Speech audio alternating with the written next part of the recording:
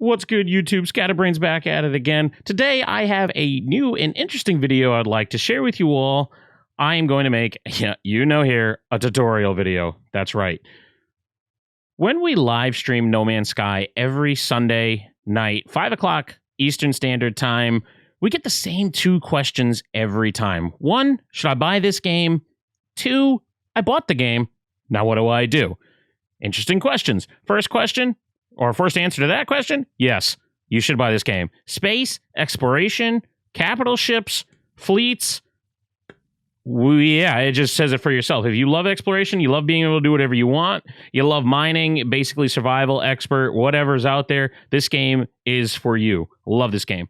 Two, what do I do now that I've bought it? Great question. That's what this video is going to go into. I'm going to give you 5 easy steps on what you're going to do now that you have started on your first planet and you need to get the ball rolling to get your No Man's Sky career off the ground. So without further ado, we're going to get into it. Again, we live stream over on Twitch. Link is down below. The great thing is people who show up and need actually help, you guys can come in, ask any questions. And also, we give out new player packages that contain resources that can help you get started. They come with oxygen, carbon, sodium, gold, silver, platinum, chromatic metal. Yes, I know that sounded all gibberish to you, but the great thing is that's all going to help you get started, and it's really helpful to new players. So every time you come in here, you will get that package. All you have to do is ask, hey, Scatter, can I get a new player package? Sure, we'll send it to you. Also, another great thing, this game is cross-platform, so everybody can get it. All right, let's get this video started again. Make sure you like, comment, subscribe, hit that little bell icon down below, and also make sure to follow the Twitch. Join us every Sunday live. I'm telling you, we have a great time, and you won't regret it. I'm a bird with a gun, bitch. Oh, my God. I'm being taken away. Tater! I'm in a tornado! You better not die. Oh. I'm in a tornado! Help me! I have so much.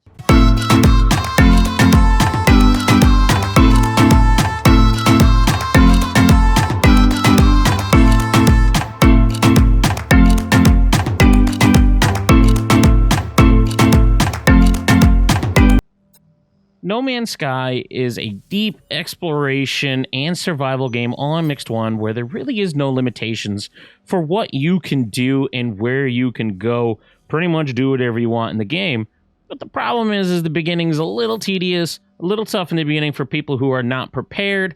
That is why this video is going to help you. It does have a tutorial that does help you through, very linear, but people still do tend to struggle on what to do. So, without further ado, we're just going to get right into it. Step 1, use your ship buildings and caves to help protect against hostile environments. Depending on your starting position and what difficulty you are playing on, you're most likely going to be starting on a planet that is very hostile and is going to tick down your environmental protection. Now, if you do start on creative mode or normal, you probably will not start on one of these planets, but again, normal, it could still start you on this one a planet. It is random every time you start this game, so you can be put on a hostile planet. Permadeath and survival, you're 100% going to be on one of these planets. So that is where people seem to struggle. As you see in this video, I literally almost died. It gave me 2 seconds, and I almost died. So the game doesn't really hold your hand to that aspect. It kind of just throws you in there, throws you in the mess. So the first thing you really should do to start is, 1, fix your visor. Fix that visor, move on. Then, once you find your ship, sit in your ship, use your ship for cover. Your environmental protection recovers when you are sitting in the ship. Same thing can also be said for caves, buildings, and even little small indents in the ground that you can use so that the game thinks that you are actually not outside. So that will also get your environmental protection to recover.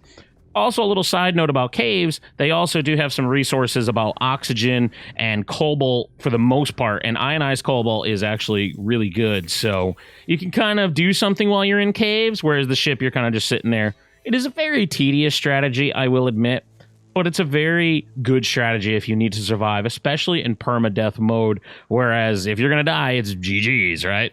So really use your ship, use your cave, use your surroundings to make sure that you are 100% hiding from your environmental protection. This is huge for early game and even sometimes mid game if you're really in a pinch.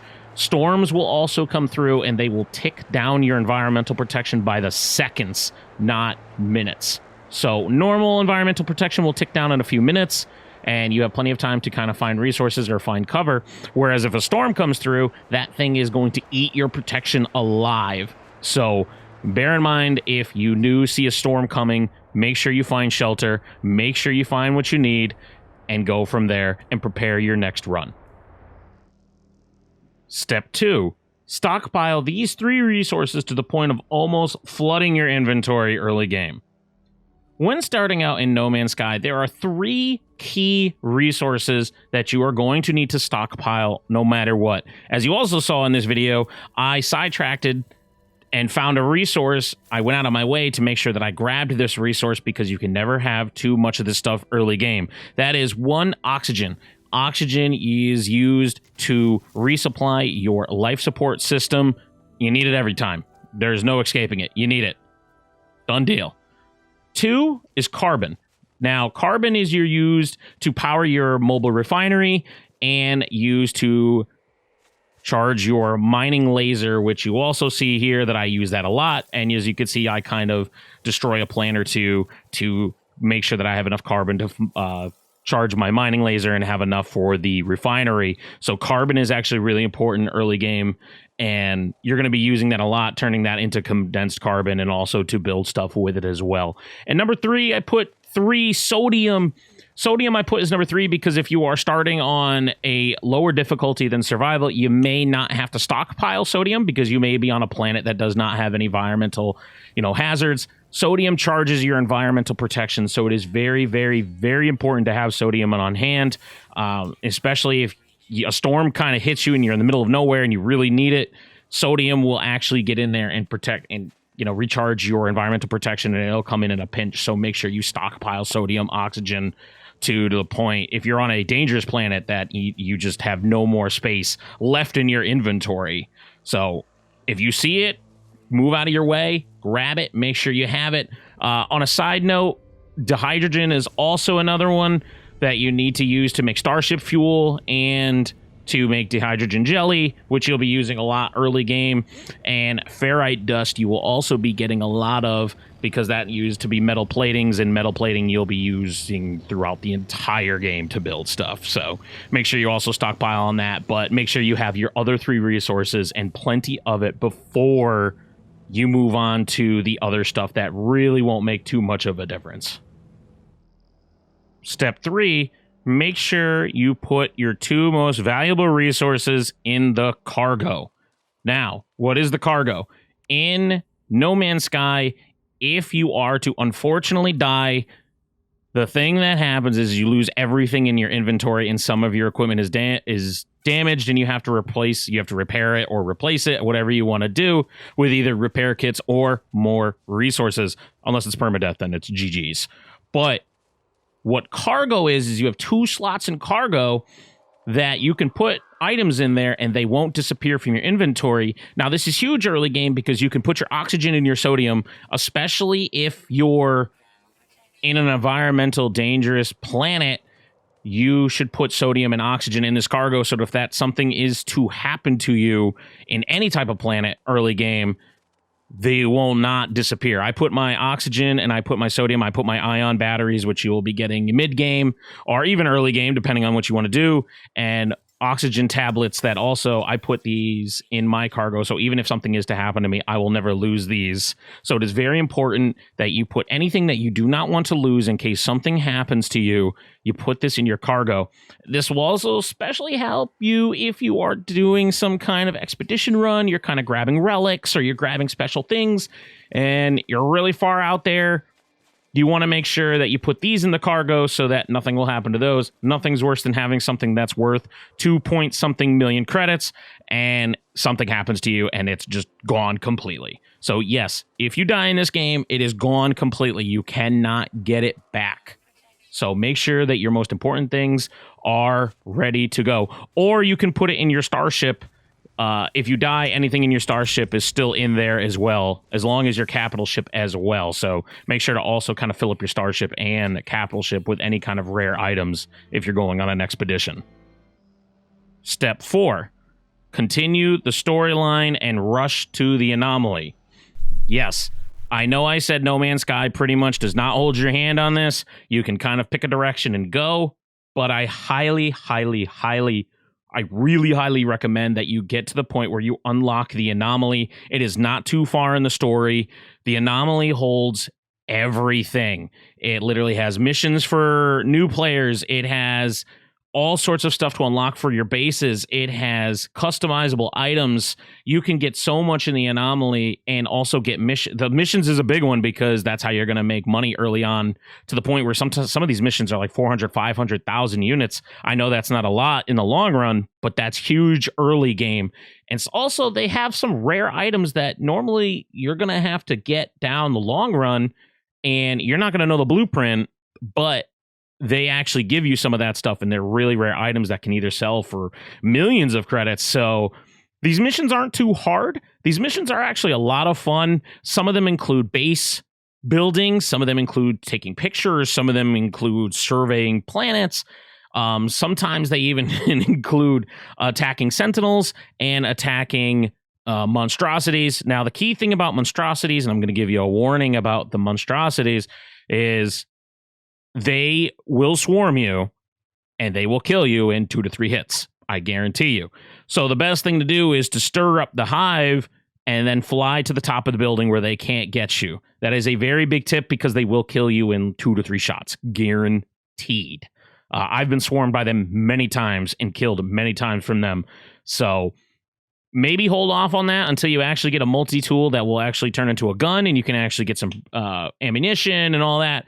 But if you are daring, you could take those. Those are pretty rewarding because you can also get other stuff while you're out there. And then when you're done with the mission, you don't have to return back to your galaxy. The great thing about Anomaly is it could take you to another part of the game, another part of the universe, and you have no idea where you are, but it will return you if you so wish to do so when you're done, when you turn in the mission. It's not when it's completed, when you turn it in. So you can complete the mission, but then you can say, you know what, I actually really like where I am. I would like to explore a little bit of this galaxy and figure out where I am, and maybe that could be your new staging point.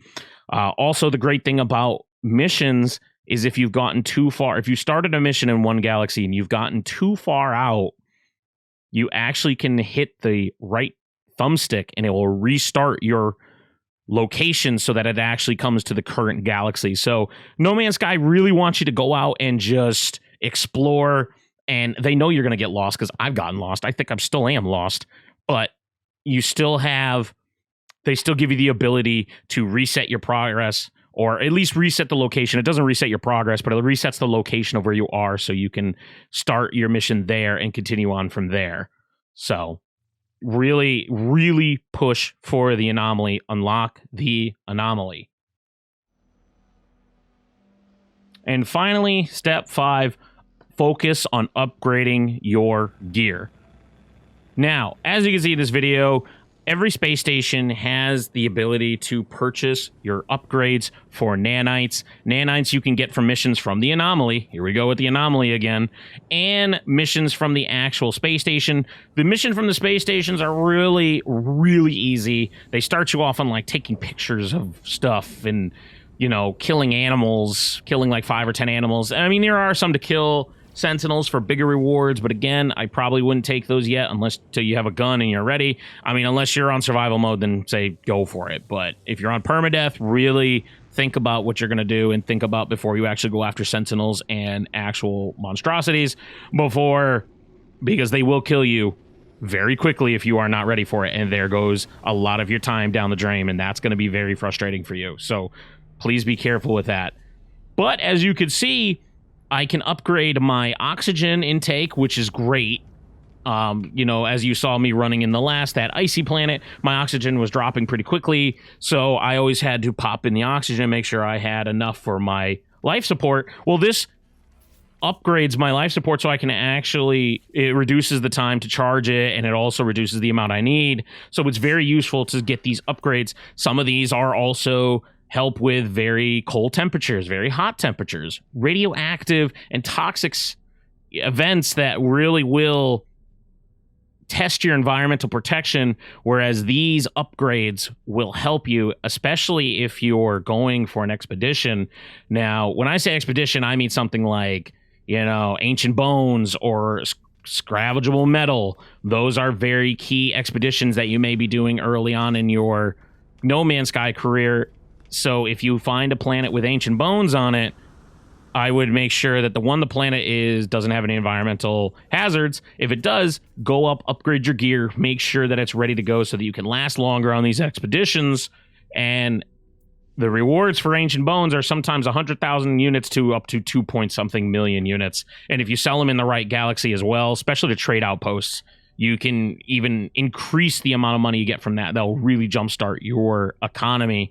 So yeah, make sure you are upgrading your gear and making sure they can start at they start at C tier and go all the way up to S tier. This place actually has B tier. B tier is even enough to make it last longer. So if you only have enough stuff to get to B tier, then you can start with B tier and kind of move up to S tier. Obviously, if you get S tier, then you're GG's, right? But even, you know, you'll get black market stuff. You'll get so much more stuff down the road, but really make sure that you're upgrading your gear and making sure that you are up to speed and that you are ready for any expedition and anything that this galaxy is going to throw at you. I would also like to add another little thing in here. I know we talked about the ancient bones and the salvageable scrap. Those are really key in jumpstarting your economy. So if you do see a planet in your starting galaxy or even close, wherever you go, I really would make an expedition. You do need a terrain manipulator, but that's part of the storyline. So you will get that if you follow the storyline to get to the anomaly. So you won't even have to worry about that.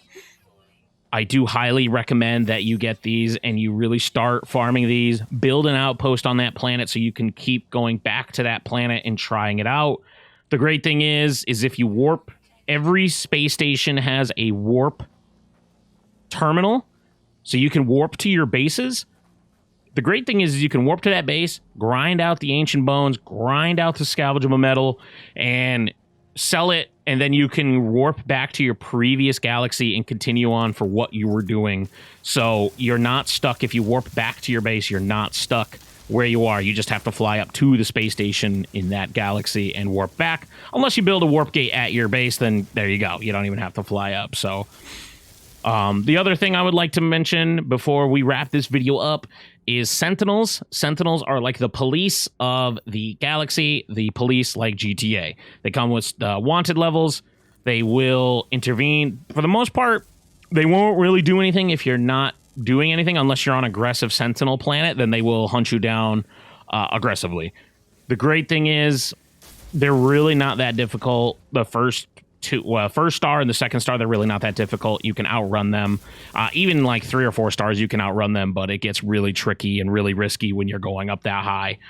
But for the most part, you can just outrun them. You can take care of them, but I really don't recommend pissing off the Sentinels because they're just gonna be a nuisance, and every time you attack them, they bring in more. And then when you get to the dogs, and then they drop a walker on you, it's gonna hurt. They're pretty much gonna kill you in like 1 or 2 shots. So especially if you're playing on permadeath mode, make sure you don't piss off the Sentinels unless it's part of your mission, and unless you have like grenade launchers and rocket launchers. Yes, you get those. Make sure that you are prepared, but I highly recommend just leaving the Sentinels alone for what they are and just kind of moving on. Also, if you fly into space with a wanted level, they will summon starships to attack you. So if you do want to escape on your starship, fly in the planetary rotation, stay close to the ground and just fly there, and you can escape them that way. If you go in space, they're going to actually just summon starships. And if it's luck, and if it's high enough, they did it to me, they summon a frigate, a capital ship on you. So that was also a lot of fun to fight. So I don't highly recommend to do that. Well, that's going to wrap up this one. I hope this helps you as much as it did me. I found out all these little tricks and little things that I did going around, and they really helped me. And every time I tell someone to do these little tricks, and every time when someone comes in and asks for help, they really thank me for the help and they actually enjoy it. So I really hope this video helps you guys. I just want everybody to enjoy No Man's Sky as much as I am. Once you get started and once you get past the tedious and the boring stuff, I promise you this game snowballs into a really fun game where I'm checking my bases, I'm checking my farms, I'm checking my minerals just constantly every day, and it turned into a really fun game. I'm having fun customizing my capital ships. So again, I would like to thank you guys for tuning in on this video. Let me know down in the comment section below if you guys have any other tips and tricks that I can help new players with, because I would also love for you guys to join us on Sunday nights at 5 o'clock p.m. Eastern over on Twitch. Again, the link is down below, where all we do is we just kind of go throughout the galaxy. We're doing the main story, and we're also trying to get to the center of the universe, and we are playing on survival. But if you guys would like, let me know. I can also start a permadeath run to show you how I would do a permadeath run and how I can get to the center of the universe, because there is an achievement to get to the center of the universe in permadeath. So if you guys want that, let me know. But again, my name is Scatterbrains. Please join me on Twitch. Also, don't forget to join our Discord. Like, comment, subscribe, and I will see you all in the next one.